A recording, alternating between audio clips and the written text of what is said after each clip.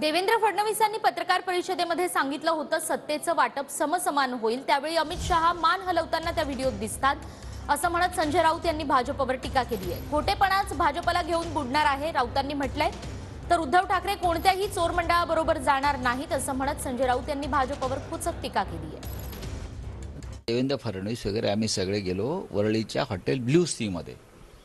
तिथे पत्रकार परिषदेत देवेंद्र फडणवीसांनी सांगितलंय ना, चर्चेत काय झालं?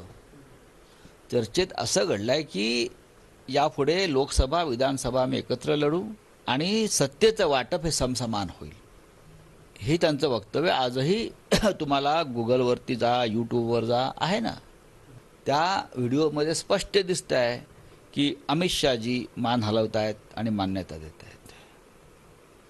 तेव्हा हे खोटेपणा जो आहे हा खोटेपणात भाजपला घेऊन कायमचा बुडणार आहे। आता तुम्ही एक शिवसेना तुमच्याकडे आणली आहे ना, एक राष्ट्रवादी काँग्रेस तुम्ही तुमच्या दावणीला बांधली आहे ना, मग तुम्हाला मूळ शिवसेना कशा करता पाहिजे? हे तुम्ही सगळे चोर मंडळ बाजूला घेऊन त्यांना पट्ट्या चिटकवल्यात ना, ही शिवसेना, ही राष्ट्रवादी काँग्रेस, मग त्यांच्याबरोबर नांदा की सुखा नाही। उद्धव ठाकरे यांच्या नेतृत्वाखालची शिवसेना ही कोणत्याही अशा प्रकारच्या चोर मंडळामध्ये कधीच सहभागी होणार नाही, मी आता तुम्हाला सांगतो।